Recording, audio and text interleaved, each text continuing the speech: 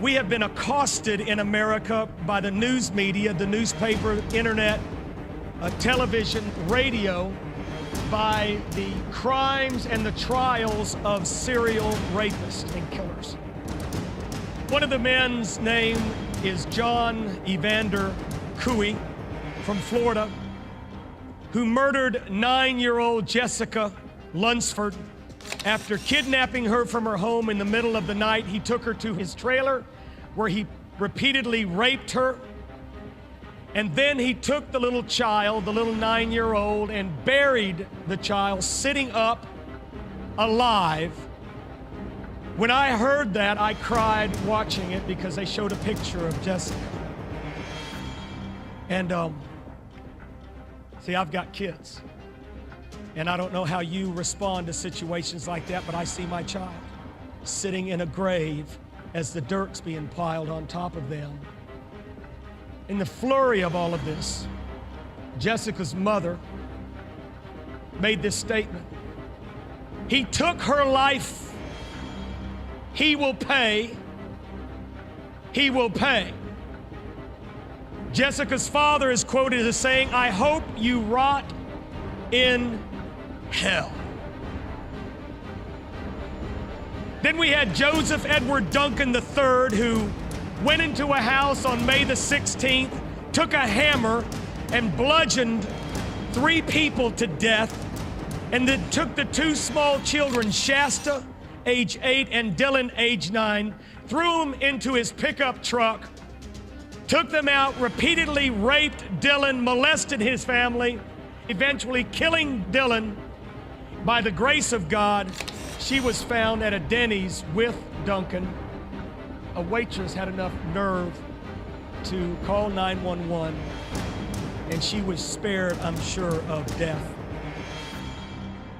He was the binding, the torturing, and the killing mass murderer, self-appointed. He went into the Otero family's house years ago, killed the father, the mother, one of the brothers, left him in a pool of blood, and then took the little girl down into the basement. And she said, "What's going to happen to me?" after she saw her whole family murdered. And he said, "Tonight you're going to heaven." Took her, strung her up, hung her, and then afterward committed a sexual act that I cannot repeat from this point. One of Raiders, one of the BTK victims, family members said this: "There will be no justice until Dennis Rader rots in hell." Another individual said, "He'll never have any warm, loving human contact again for the remainder of his twisted existence, while your wretched soul awaits pronouncement of the one true justice, which is your damnation to hell for eternity." You look at these people and you say, well, they deserve to rot in hell. And I tend to agree with you. And they will be judged.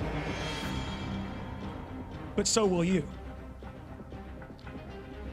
The reason these people exist today is because there is no fear of God before their eyes. And I say this to those of you that are listening at home and those of you that peddle your gospel to pretty little people. You pamper them, you don't want to offend them, and you never speak on the fear of God. Like it or lump it, there is a being over all. And he's taking notes. He's jotting down everything that you do. And at the end of your life, you will be held accountable for it. 2 Corinthians 5:10, "For we must all appear before the judgment seat of Christ, for everyone may receive the things done in his body, according to that which he has done, whether it be good or bad." Revelation 21:8 says this: "But the fearful and unbelieving and the abominable and the murderers and whoremongers and sorcerers and idolaters and all liars shall have their part in the lake of fire, which burns with fire and brimstone, which is the second death." Buddhists, Muslims, Hindus, it makes no difference your religious affiliation. You will stand before my Jesus. Without exception, everyone within the sound of my voice will one day face the judgment of God. Everyone say judgment of God. One day, my friend, your name will be called, your ticket will be punched, a warrant will be issued for your arrest, your time will come, the test will be over, you'll be ordered to put your pencil down, turn your exam paper over, and put your hands on your desk. As sure as the sun rises in the east and sets in the west, you will face a judgment of God. As sure as 1 and 1 is 2, you will face a judgment of God. As certain as death comes to every believer and every human being, you will face a judgment of God. As sure as water is wet and fire is hot, you will face a judgment of God. Wherever you exist in life right now, friend, it is temporal. Oh, justice will reign. All the evidence will be in. God is keeping a record. Both sides of the story will be known. Every hideous sin will be revealed. Every murderous thought will be known. Every perverted sexual act will be screamed out in the courtroom of God. All lying, stealing, cheating, fornication, adultery, hate, idolatrous act, covetous desire, wagging tongue, every act of slander, and the list goes on and on.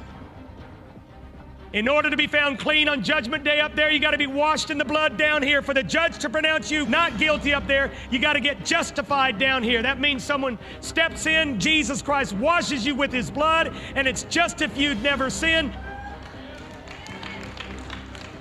Romans 5:9, being now justified by his blood, we are saved from the wrath. Someone say, thank you, Jesus.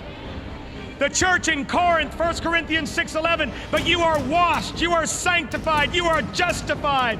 Acts 4:12, there is no other name under heaven given among men whereby we must be saved. The appointment's been set. Your day is coming. I'm warning you, if you don't cast yourself before him down here, you'll be cast into hell up there. If you don't cry for mercy on your day of salvation down here, you'll cry in horror on the day of judgment up there, and there will be hell to pay.